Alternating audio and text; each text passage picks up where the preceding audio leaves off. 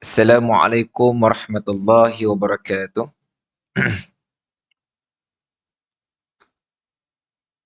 Innal hamdalillah nahmaduhu wa nasta'inuhu wa nastaghfiruh wa na'udzu billahi min shururi anfusina man yahdihillahu fala mudhillalah wa man yudlil fala hadiyalah. Asyhadu an la ilaha illallah wa asyhadu anna Muhammadar Rasulullah. Allahumma salli ala sayyidina Muhammad wa ala alihi wa ashabihi ajma'in. Rabbi syrah li sadri wa yassir li amri wahlul 'uqdatam min lisani yafqahu qawli, amma ba'd. Terima kasih pengurusi, tuan-tuan imam, bunda-bunda hajah, adik kakak yang dirahmati Allah Subhanahu wa taala. Kita menyambung semula perbincangan kita dalam kitab Talbisul Iblis oleh Imam Ibnul Jauzi yang telah meninggal dunia pada 500 lebih Hijriah sudah. Di mana kita masuk pada bab talbis kepada orang awam. Bab 35 dan bab 36. Secara umumnya dua perkara yang sering menjadi permainan ataupun gurau senda dalam masyarakat. Pertama berkenaan dengan azab Allah. Sering orang berkata, we are still young, get enjoy. Wait until pension, bawa bertobat. Masih lagi ramai di kalangan masyarakat kita meletakkan pemikiran begini. Jadi Imam Ibnul Jauzi menegur perkara ini dan dia akan melihat apa penjelasan oleh Imam Ibnul Jauzi. Yang kedua, insya-Allah, sebab yang pertama mungkin agak pendek.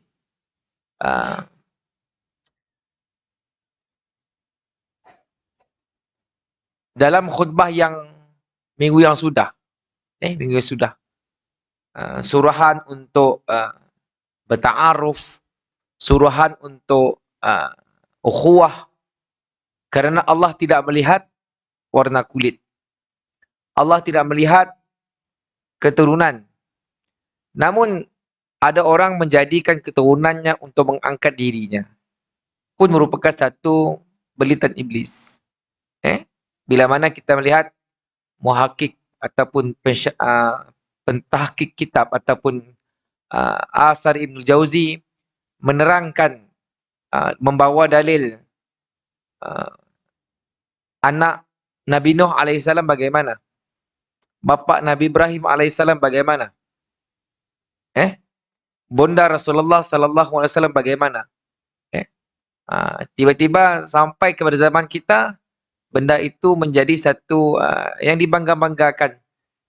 Sehingga kan ada yang sampai ke tahap yang agak melampau, seolah-olah keturunan itu mampu menolong dia di depan Allah Subhanahu wa taala. Ini sangat jelas bertentang kalau kita lihat apa yang difirmankan oleh Allah Subhanahu wa taala dalam Al-Quran. Dalam surah At-Takwir, surah Al-Insyiqaq, surah Al-Infitar, bagaimana Allah mengatakan jangan nak menyelamatkan orang lain, diri sendiri pun belum tentu selamat. Bahkan ada di kalangan pemahaman sebahagian tarekat yang sesat, ketaatan yang melampau pada tuan guru masing-masing, sehingga kan ada yang terlalu meyakini, tuan-tuan, meyakini bahwasanya di akhirat lah, di mahsyar lah, yang kita tahu dahsyatnya mahsyar itu disebut dalam surah Al-Mutaffifin. Mutaffifin bermaksud orang-orang yang curang dalam perniagaan. Wailul lil mutaffifin. Dan pada ayat yang 4, 5 dan 6, Allah menyebut tentang kedahsyatan hari kiamat. Yang mana menurut Ibn Jarir At-Tabari, Ibn Jarir mengatakan berdirinya kita di mahsyar 100 ada yang dikatakan 40 hari, ada yang dikatakan 100 hari, dan dahsyatnya mahsyar. Jadi perkara ini memberi satu petunjuk dan petanda kepada kita bahwasanya tidak ada siapa yang boleh menyelamatkan diri kita, walau siapapun kita, hanyalah diri masing-masing. Jadi dua peringatan ini akan dibahaskan dengan lebih dalam. Ini sebagai satu pembuka supaya kita faham ataupun tahu ke mana arah perbincangan kita malam ini, supaya kita tak anyut ataupun lari topik. Okey. Kita lihat bab 35, mempermainkan azab Allah. Berkata Imamul Jauzi, wa min talbisihi 'ala al-'awwamin itlaquhum anfusahum fil ma'asi fa idza wujud takallamu kalam adh-dhanadiqati fa minhum man yaqulu la atruku naqdan linasi'atin walau fahimu la'alimu anna hadha laysa binaqdin li'annahu muharramun wa innama yukhayyaru bainan naqdi wan nasi'atil mubahaina famasaluhum kamasali mahmumin jahilin ya'kulul asal fa iza utiba qala syahwat naqdun wal afiyatun nasi'atun summa law amilu haqiqatan imam la'alimu anna tilkan nasi'ah wa'adun sadiqun la yukhlifu walau amilu amalan tujari alladhina yukhatiruna bikathirin minal mal lima yarjunahu minar ribhil al-layli la'alimu an ma taraku qalilun wa ma yarjunahu kathirun walau annahum mayyazu bainama atharu wa ma afatu anfusahum lara'au ta'jila ma tu'ajjilu idh fatahum ar-ribhu ad-da'imu wa awqa'uhum fil 'adzabil ladzi huwal khusran al-mubinul ladzi la yatalafa wa minhum man yaqul ar-rabbu karim wal afu wasi' war raja'u minad din. Okey, panjang kata-kata Ibn Jauzi. Apa maksudnya tuan-tuan? Sebelum kita melihat syarah dan tahqiq, maksudnya kita akan melihat bagaimana penjelasan dan bagaimana ia dapat diterangkan supaya kita dapat mengambil manfaat daripada peringatan ini. Antara muslihat terhadap orang awam, maksudnya muslihat iblis. Kita semua tuan-tuan. Antara muslihat terhadap orang awam adalah berasa bebas melakukan maksiat. Jikalau ditegah, mereka memberi alasan dengan perkataan orang zindiq. Aku tidak bersetuju dengan pembayaran secara tunai untuk sesuatu yang boleh dibayar secara tunai. Kalau kita baca terjemahan mungkin kita tak terang. Apa maksud benda ini berlaku? Aku tidak setuju dengan pembayaran secara tunai untuk sesuatu yang boleh dibayar secara tunai. Andai mereka memahami, tentu mereka akan tahu ini bukan pembayaran secara tunai kerana ia adalah haram. Terdapat hukum yang harus sama ada untuk membayar secara tunai atau hutang. Perumpamaan mereka adalah seperti orang jahil yang sedang sakit demam lalu meminum madu. Jikalau dicela, maka dia akan berkata, syahwat itu pembayaran secara tunai dan kesihatan itu pembayaran secara hutang. Di samping itu, andai mereka memahami hakikat iman, tentu mereka tahu bahawa apa yang tertangguh itu adalah janji yang benar dan tidak akan diingkari. Andai mereka mengetahui pekerjaan para pedagang yang di dalam benaknya selalu terlintas fikiran tentang banyaknya harta yang perlu diharapkan keuntungannya di malam hari, tentu mereka akan tahu bahawa apa yang telah ditinggalkan adalah sedikit dan apa yang mereka harapkan adalah banyak. Jikalau mereka membezakan antara apa yang dipentingkan dan apa yang diabaikan, tentu mereka akan tahu apa yang harus segera dilakukan jikalau mereka mendapat keuntungan secara terus-menerus, ataupun mereka akan terjerumus ke dalam penyesalan yang tiada henti. Di antara mereka berkata, Allah Maha Pemurah, pengampunannya luas, dan berharap itu termasuk dalam agama. Okay. Secara umumnya, ini satu cara pemikiran yang walaupun berlaku pada pada zaman Imam Ibn Jauzi, dan kalau tuan-tuan lihat sejarah itu sifatnya berulang. Dan ia berlaku juga pada zaman kita. Jadi kata pentahqiq kitab, orang awam telah berjaya ditipu oleh iblis. Bagaimana? Bila melakukan perkara maksiat, bila melakukan kemungkaran terhadap Allah Subhanahu wa taala, ia merasakan biasa-biasa. Ini lumrah. Dan menjadi satu permainan dalam masyarakat kita. Buat dosa, it's okay. Kelak nunggu Ramadan, minta ampun. Buat dosa si hal, minggu depan nak pergi umrah. Begitu. Buat dosa, memang sengaja berbuat dosa kerana nanti akan plan nak bertaubat. Sebab itulah dalam kata-kata Ibn Jauzi, aku tidak akan tinggalkan peluang mendapat bayaran tunai, ganjaran segera di dunia kerana ingin mendapat ganjaran yang tertangguh di akhirat. Ialah mereka tidak akan tinggalkan nikmat yang ada di dunia semata-mata mahu menunggu nikmat di akhirat. Kita sering, Rasulullah menyebut, Rasulullah, peribahasa menyebut, ad-dunya mazra'atul akhirah. Dunia, tuan-tuan, mazra'ah. Tempat kita bercucuk tanam. Akhirat tempat kita menuai. Dan banyak hadis Nabi SAW menyebut tentang kelebihan akhirat. Menunjukkan satu nikmat yang mungkin ada sebahagian masyarakat tidak nampak.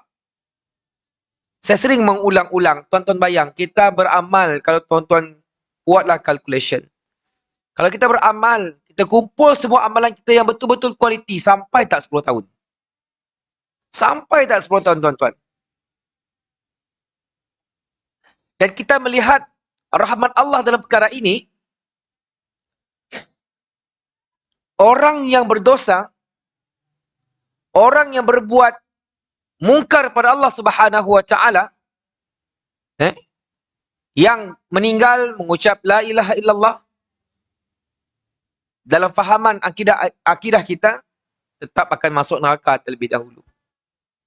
Sehingga habis dosa-dosanya diselesaikan. Okey?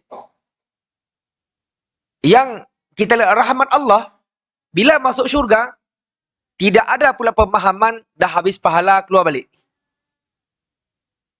Kan? Dan kita jelas, pemahaman tentang dosa dan pahala jelas, tuan-tuan. Niat nak buat baik, tak buat lagi Allah dah bagi. Dah bagi pahala dah. Buat jahat, malaikat takkan catat kejahatan sehingga diberi peluang untuk istighfar. Bukankah ingatan-ingatan ini mengajak kita untuk melihat sifat rahmat Allah dalam konteks yang betul? Sebab nikmat di dunia tidak dapat dibandingkan dengan nikmat akhirat. Tidak dapat, tuan-tuan. Sebab itulah, orang-orang yang, kita boleh katakan sebahagian anak-anak muda, ataupun orang-orang yang jauh pemahamannya dengan agama yang betul. Sebab mutakhir ini, tuan-tuan, terlalu banyak orang mendakwa ini ajaran Ahli Sunnah wal Jamaah. Sedangkan mereka adalah batiniyah. Mereka mengatakan mereka adalah Ahli Sunnah wal Jamaah. Tapi mereka adalah di kalangan Neo Mu'tazilah. Mereka adalah Mu'tazilah. Mereka membawa ajaran-ajaran yang sesat dari Ibnu Arabi, yang bukan daripada akidah yang benar.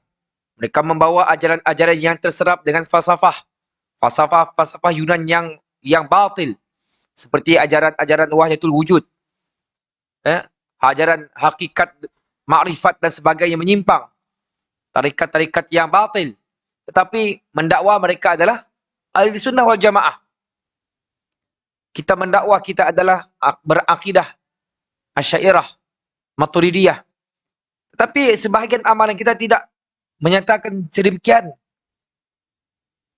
Banyak benda-benda yang perlu kita lihat. Jadi kalau kita melihat cara fikir sebahagian masyarakat ini, akan membawa kepada tren pemikiran begini. Mereka akan merasa rugi jikalau tidak merasai nikmat yang ada di dunia sebelum kita mati. Arwah bapa, tuan-tuan, bila tu macam-macam penyakit lah package. Bila kita negur, pak, benar lah makan manis lah. Mundah mati, dapat makan lagi.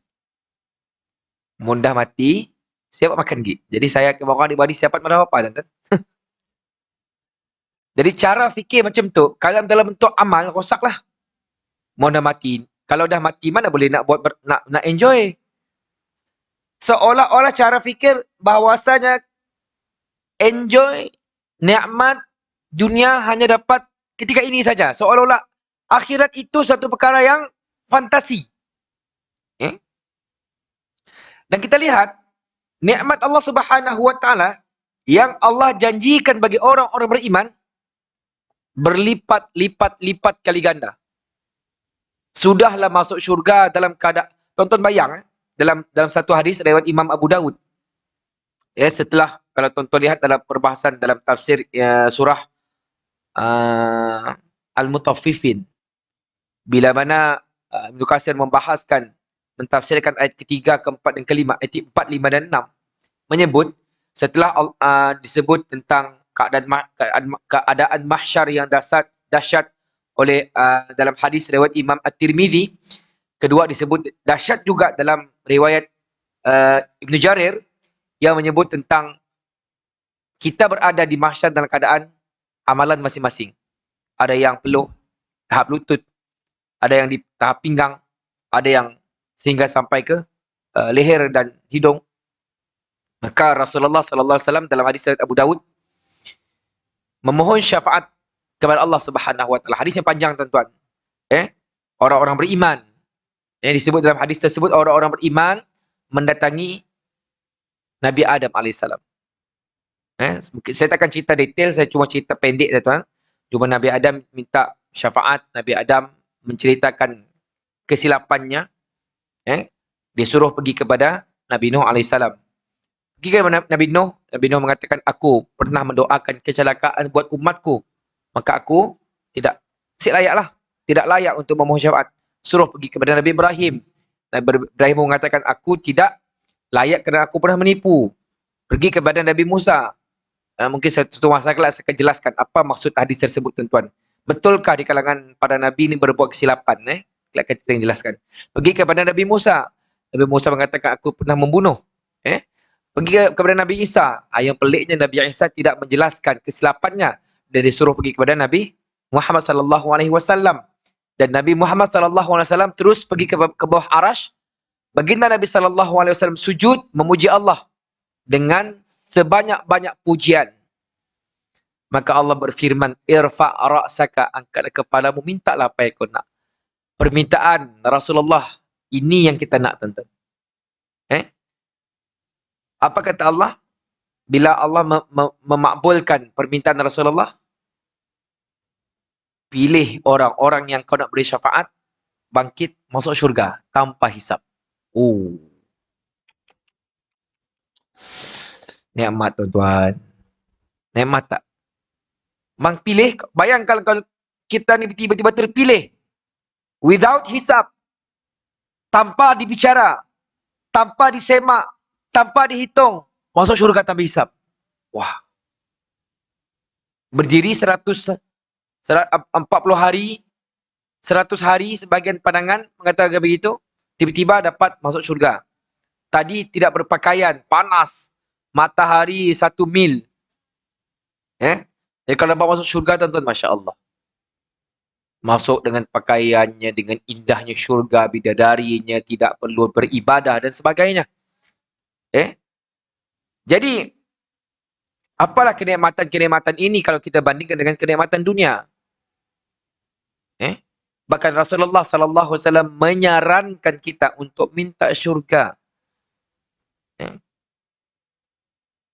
Dan manusia-manusia yang dibelit iblis dalam konteks cara fikir ini merasa tidak yakin dengan janji Allah Subhanahu wa taala. Kalau orang tahu, tuan-tuan, kelebihan berada di masjid sekarang orang akan berebut-rebut. Bahkan dalam hadis Nabi sebut sanggup merangkak ke masjid kalau tahu ganjaran. Apa ganjaran sekarang? Apa tahu? Sekarang kita dapat ganjaran apa sekarang? Yang dia ramai-ramai tengah duduk dengan kuliah saya ni?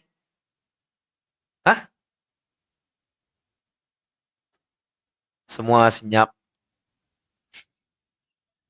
Malaikat dalam riwayat yang sahih, malaikat berdoa kepada Allah memohon ampun bagi pihak kita. Nabi sebut jelas, barang siapa yang menunggu solat yang seterusnya dalam keadaan berwuduk, tidak melakukan permusuhan, menyakitkan orang lain, maka diampunkan dosanya. Malaikat minta kepada Allah Subhanahu wa taala. Siapa malaikat? Malaikat adalah makhluk yang tidak berdosa. Tak kira kalau orang tersebut berbuat benda lain. Walaupun tidak berniat untuk duduk dalam masjid. Tetapi menunggu waktu sembahyang. Dah ya dapat pengampunan malaikat. Dapat lagi ilmu. Dapat lagi peringatan. Dapat lagi satu informasi-informasi yang bagus. Untuk mengangkat iman kita. Bukankah itu ganjaran? Oh Ustaz, kalau kami tak nampak Ustaz. Masyarakat kita. Sebab itu tuan-tuan, itulah hikmah kenapa pahala termasuk dalam perkara-perkara ghaibiyat. Kalau nampak tuan-tuan, saya rasa dah penuh dah masjid ni. Kalau dosa dan pahala itu nampak macam mana tuan-tuan? Ipuk, berat dah kerek kau jalan dah. Berat pahala, berat dosa. Ke masjid ke kita? Kau kena nama masjid? Kau sit tangga pahala belah kanan tu, penuh tu. 10 hari, 1 hari dah 1,5 juta pahala kalau pergi ke Masjid Nabawi. Masjid Masjidil Haram. 1 hari 5 juta. Kan? 10 hari dah 50 juta. Ustaz, kami dah dapat 50 juta pahala daripada Masjidil Haram. Kalau ada sentimen cara fikir ini pun rosak, tuan-tuan. Jadi Allah Subhanahu wa taala tidak menampakkan nikmat ukhrawi kepada manusia di dunia. Hikmahnya, sebabnya, supaya orang yang benar-benar yakin dengan janjinya sahaja akan merebut peluang yang telah dijanjikan oleh Allah. Itulah letak tahap iman kita, tuan-tuan. Yakinnya kita kepada Allah Subhanahu wa taala. Satu cara keyakinan yang silap, kita kena twist, tuan-tuan. Contohnya, dalam masyarakat Melayu, perkara-perkara khurafat dan syirik sebahagiannya masih menebal. Walaupun dah pergi umrah haji, walaupun dah ada tuah kita tuan haji, tapi bab khurafat tu memang masih kuat. Contohnya dalam kepercayaan tentang hantu. Kalau kita fikir sejenak, siapa yang pernah berjumpa hantu tu? Tapi yakinnya dengan hantu, ya Masya Allah. Kalau kita kata ke tempat tu, ada hantu bangkit. Suaranya sengau. Jaga tak orang. Oi, nang percaya, tuan-tuan. Percaya sungguh. Yakin betul, walaupun tidak pernah melihat. Perkara ini batil, tuan-tuan. Benda khurafat. Mengapa tidak keyakinan sebegini twist pergi kepada keyakinan pada Allah Subhanahu wa taala? Keyakinan itu, iman itu perlu diasah dengan amal saleh. Jangan dibiar, tuan-tuan. Ada juga orang awam yang tidak berasa berdosa melakukan maksiat kerana menganggap bahawa Allah Maha Pengampun. This is the big mistake. Cara fikir begini, tuan-tuan. Dia terus melakukan dosa dan menganggap we got time. Kita masih punya masa untuk bertaubat. Oh, kami masih 20 tahun, Ustaz. Masih muda, Ustaz. Lain dah nak mati dan 60 tahun. Contoh. Dah banyak uban. Kami masih muda, Ustaz. Tetapi, persoalannya, tuan-tuan, kita tahu tak berapa tempoh umur yang Allah bagi pada kita? Tahu tak? Sering disebut. Kita mungkin tahu bila kita dilahirkan berdasarkan surat beranak, IC. Tapi kita tidak akan menyaksikan surat kematian masing-masing. Kita hanya menyaksikan surat kematian arwah ayah kita, mak kita, datuk kita. Tapi kita sendiri tidak akan melihat sebab kita tak tahu. Jadi, kita sebenarnya mempermainkan azab Allah Subhanahu Wa Taala dalam konteks begini. Kenapa tidak bertaubat? Aku punya masa. Kita ada, dan sebahagian orang menangguh-nangguhkan taubat. Dan ada orang meletakkan taubat itu pada waktu-waktu tertentu. Bila nak bertaubat, mesti hari Jumaat. Bila nak bertaubat, mesti bulan Ramadan. Bila nak bertaubat, mesti pergi umrah atau pergi haji. Persoalan, adakah mati itu menunggu? Bila malaikat maut datang nak mencabut, lek lepoknya belum pergi umrah, alang-alang minggu depan pergi umrah ya. Okeylah. Kalau begitu, tuan-tuan, seronok. Sedangkan dalam Quran disebut, dalam hadis disebut, Allah tidak akan mencepatkan dan melambatkan kematian. Bukankah perkara ini sering diulang-ulang, diucap-ucap? Taubat yang sebenar. Apa, tuan-tuan? Bukan taubat yok-yok, buka periuk, bukan. Ataupun taubat sama belacan. Pedas-pedas, pantai juga. Bukan. Taubat yang sebenar adalah menginsafi kesalahan yang telah dilakukan dan ikrar, berjanji, not repeat it again, tidak akan mengulanginya lagi. Itu adalah taubat.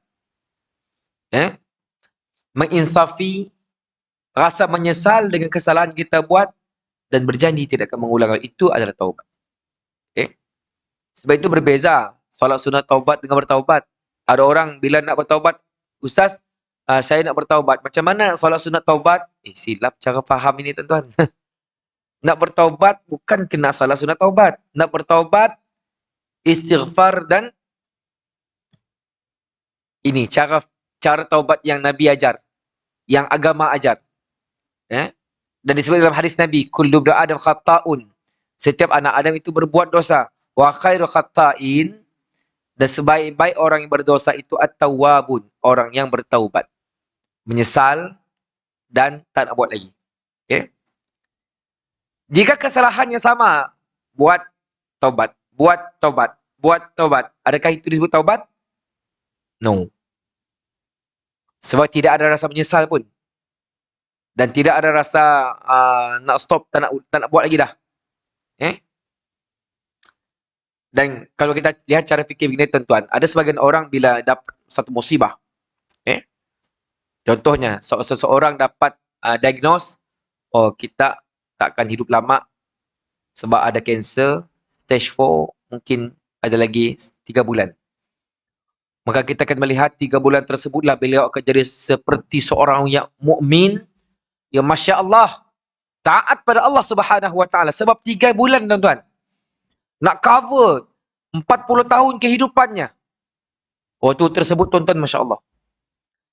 Bila dah cukup 2 bulan, bulan yang ketiga, dah jadi ahli surau ni.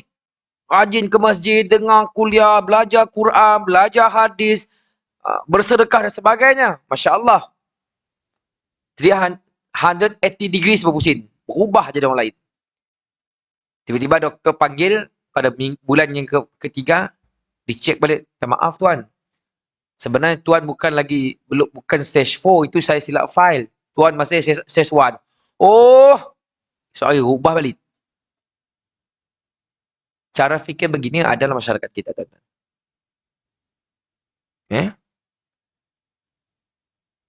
Jadi benar sebagai seorang manusia biasa kita tidak lari. Kita tidak akan lari daripada berbuat silap, berbuat dosa. Namun apabila kita terlanjur dalam melakukan dosa, bersegeralah. Bersegeralah memohon keampunan Allah dan berusahalah untuk tidak mengulangi kembali. Okey, itu bab yang ke-35. Sekarang kita pergi kepada bab yang ke-36.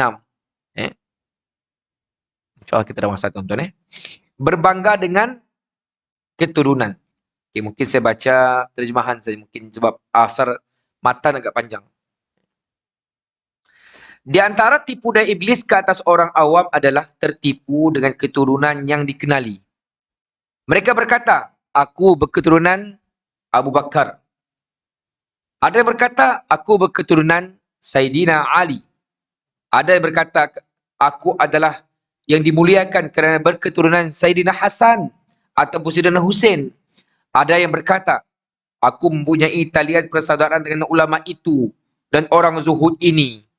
Mereka menempatkan diri mereka dalam dua perkara. Yang pertama, mereka berkata, sesiapa yang mencintai seseorang, tentu akan mencintai anak dan keturunannya. Kedua, mereka berasa memiliki syafaat dan yang paling memberi syafaat adalah ahli keluarga dan anak keturunannya. Itu cara fikir yang batil, yang silap. Dua perkara ini adalah salah. Kaitannya dengan masalah cinta, maka cinta Allah Subhanahu wa taala tidak sama dengan cinta anak Adam. Allah Subhanahu wa taala mencintai orang-orang yang taat kepadanya. Sesungguhnya ahli kitab berketurunan Nabi Yaqub.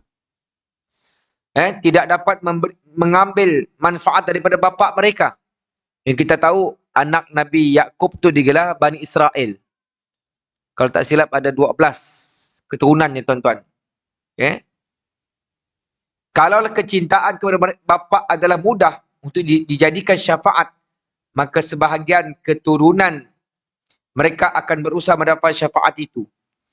Adapun tentang syafaat, maka Allah Subhanahu wa taala telah berfirman, dan mereka tidak memberi syafaat melainkan kepada orang yang diredai oleh Allah Subhanahu wa taala, bukan yang ada keturunan-keturunan yang disebut tadi. Kita lihat apa kata Ibn Jauzi. Ketika Nabi Nuh AS hendak membawa anaknya ke dalam kapal, maka Allah Subhanahu wa taala berfirman, sesungguhnya dia bukan termasuk dalam kalangan keluargamu. Anaknya kan kufur, isterinya pun kufur. Nabi Ibrahim AS juga tidak dapat memberi syafaat kepada ayahnya. Begitu juga Nabi kita terhadap ibunya. Beliau juga bersabda kepada Fatimah, putri baginda. Apa kata Rasul kepada Fatimah? Aku tidak berkuasa memberi apa-apa manfaat kepada dirimu melebihi daripada kekuasaan Allah Subhanahu wa taala.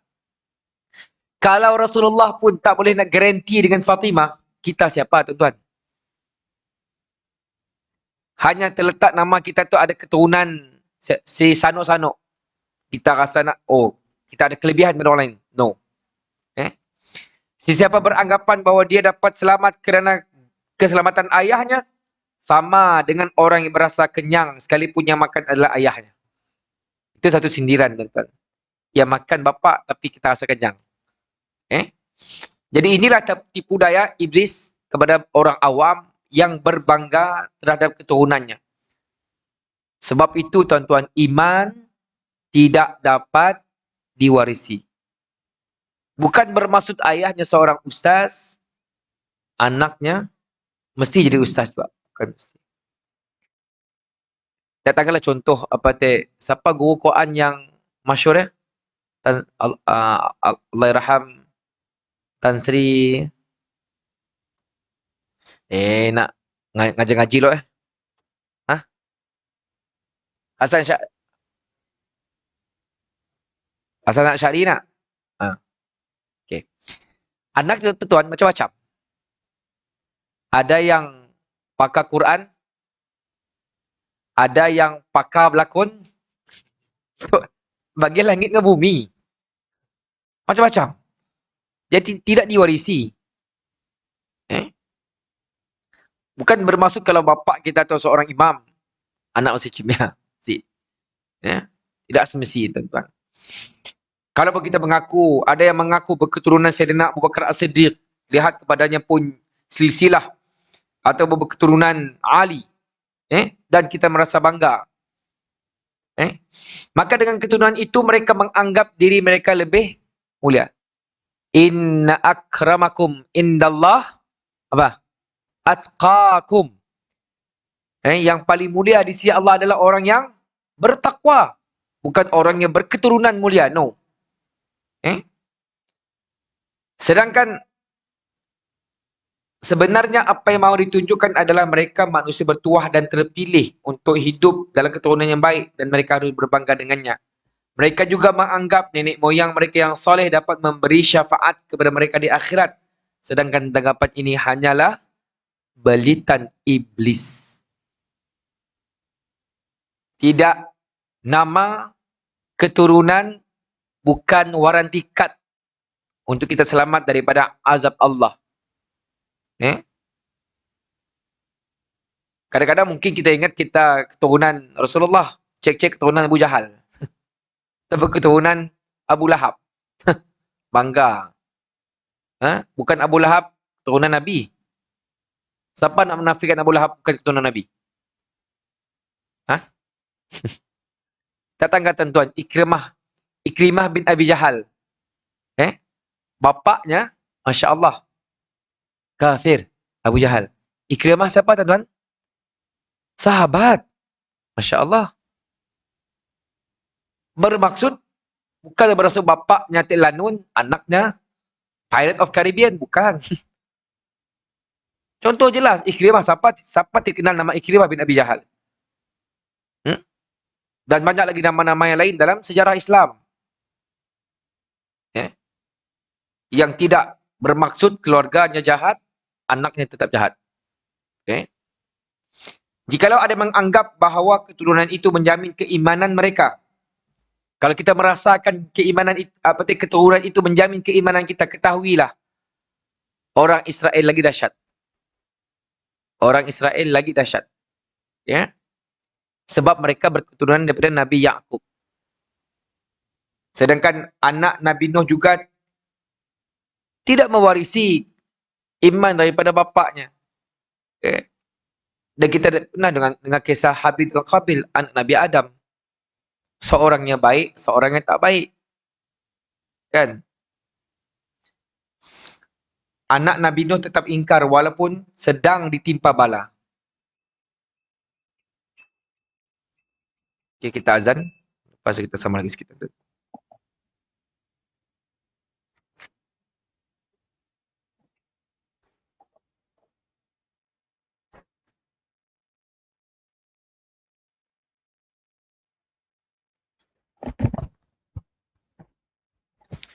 Tuan-tuan yang minta Allah Subhanahu Wa Taala. Sambil sikit. Ada beberapa poin gitu tuan-tuan. Allah Subhanahu Wa Taala berfirman di dalam surah Hud ayat 46. A'udzu billahi minasyaitonir rajim. Qala ya Nuh innahu laisa min ahlika. Yang bermaksud Allah berkata wahai Nuh, sesungguhnya dia anak itu, maksudnya anak itu bukan termasuk dalam kalangan keluargamu. Jadi anak Nabi Nuh enggan menerima dakwah ayahnya. Begitu juga dengan isteri Nabi Lut yang juga ditimpa azab Allah Subhanahu Wa Taala kerana satu tim dengan geng LGBT. Dan kita tahu para anbiya yang confirm syurga. Tapi iman tidak dapat ditransfer. Tidak dapat. Sebab itulah tuan-tuan, iman itu kena dapat dengan cara usaha, doa, amal soleh. Begitu juga Allah Subhanahu Wa Taala berfirman suratul Anbiya 28, wala yashfa'una illa liman irtada. Dan mereka tidak memberi syafaat melainkan kepada orang yang diridai oleh Allah Subhanahu wa taala. Dan pada ayat 102 surah Al-Anbiya juga, wala yashfa'una illa liman irtada. Dan mereka tidak memberi syafaat melainkan kepada orang yang diridai oleh Allah Subhanahu wa taala. Syarat untuk mendapat syafaat adalah dengan keredaan Allah, bukan keturunan. Okay? Seseorang yang ingin mendapat syafaat haruslah mencari jalan bagi mendapat keredaan Allah. Tuan-tuan lihat, Islam tidak mengajar kita tentang resis. Saya ambil contoh. Siapa tak kenal dengan Khalid ibn Walid yang pernah membunuh, mengalahkan tentera Islam di Bukit Uhud. First bertempur depan, mungkin agak sengit, maka beliau memusing Bukit Uhud dengan kelajuan yang dahsyat di kuda, tuan. Menyerang dari belakang, akhirnya ramai orang Islam kalah. Tapi sebab itu dalam satu hadis Nabi menyebut, kalau seorang tersebut dipilih sebelum Islam, maka selepas Islam punya terpilih. Sebab itu Khalid bila masuk Islam, adakah Nabi mengatakan, kau pergi awal pun, kau pergi mu'allab. Ibu, kau gagal-gagal jadi general. Beri orang lain dulu, kami ke sini. Tak ada.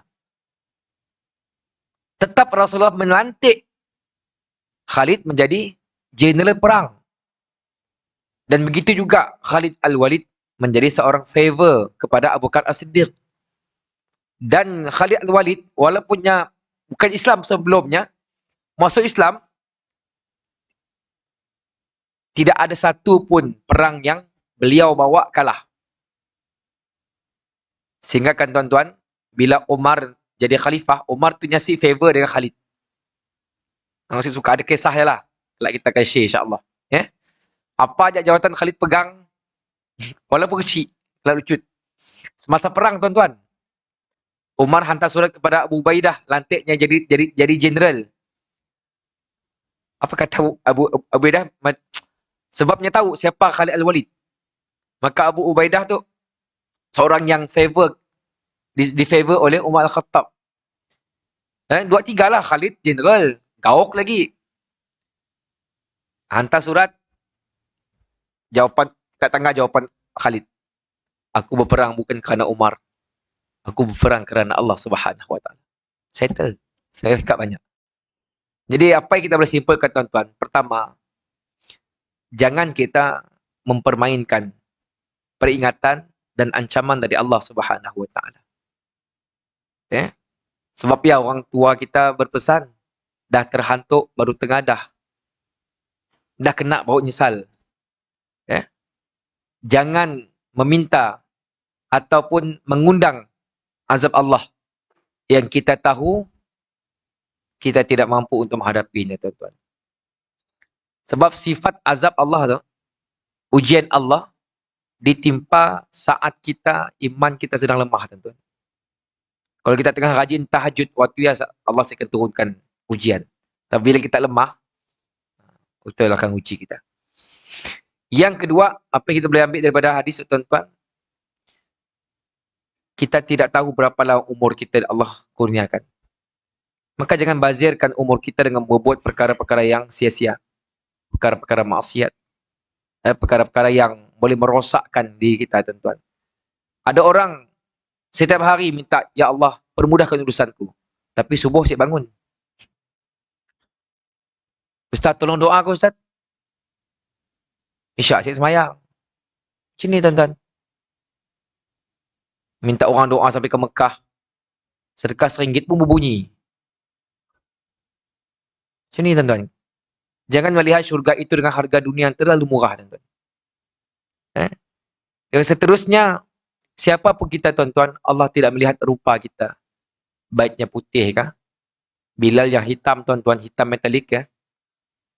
Tapak selepanya Nabi dengar di syurga. Kita, mahal ni lepa kita dengar asyik di syurga. Baik Skechers kah, Adidas kah, Adidas kah, Nike kah, lo tentu dia dengar di syurga, tuan-tuan. Bilal hitam metalik kah? Negro mana Habsyi, hitam. Tapi kerana imannya, tuan-tuan, syurga tempatnya. Jadi usahalah untuk meletak diri kita dalam kalangan orang-orang yang akan Allah redha. Sesungguhnya redha Allah itu lebih lagi tinggi berbanding dengan nikmat syurga. Itu disebut dalam hadis Nabi. Bila saya tutup kisah kuliah malam ini dengan satu kisah. Ketika penduduk-penduduk syurga sedang duduk dalam syurga, Allah membuka hijab. Maka terlihatlah wajah Allah, satu kenikmatan buat manusia. Sebab Nabi dah sebut, dua kegembiraan manusia. Pertama ketika berbuka puasa, dan kedua ketika melihat Allah. Dan ketika Allah membuka hijabnya, Allah berkata-kata, aku nak kurniakan kamu satu lagi nikmat. Tuan-tuan bayang penduduk syurga yang sudah indah, tuan-tuan. Tidak ada ibadah. Nak minta apa saja, semua dapat. Tak perlu tengok-tengok sembahyang 5 waktu, tak ada dah. Tidak ada perasaan dengki sesama sendiri. Maka apa kata Allah? Pada hari ini aku kurniakan redha pada kamu sampai bila-bila. Itu nikmat yang paling dahsyat. Mudah-mudahan peringatan kita malam ini satu peringatan yang baik daripada Imam Ibnul Jauzi. Dua pesanan yang perlu kita simpan, bawa balik ke rumah tuan-tuan, remind dengan anak bini kita, adik kakak kita, supaya kita jangan jadi orang-orang yang terperangkap dengan belitan iblis. Itu saja yang dapat disampaikan. InsyaAllah 2 minggu lagi kita akan jumpa. Kita tangguh kuliah kita dengan membaca tasbih kafarah dan suratul asr. Bismillahirrahmanirrahim. Wal asr. Innal insana lafi khusr illa alladhina amanu wa amilus salihat wa tawassaw bil haqq wa tawassaw bis sabr. Subhanakallah bihamdika asyhadu an la ilaha illa anta astaghfiruka wa atubu ilaik. Terima kasih. Maaf atas kekurangan. Assalamualaikum warahmatullahi wabarakatuh. Terima kasih semua.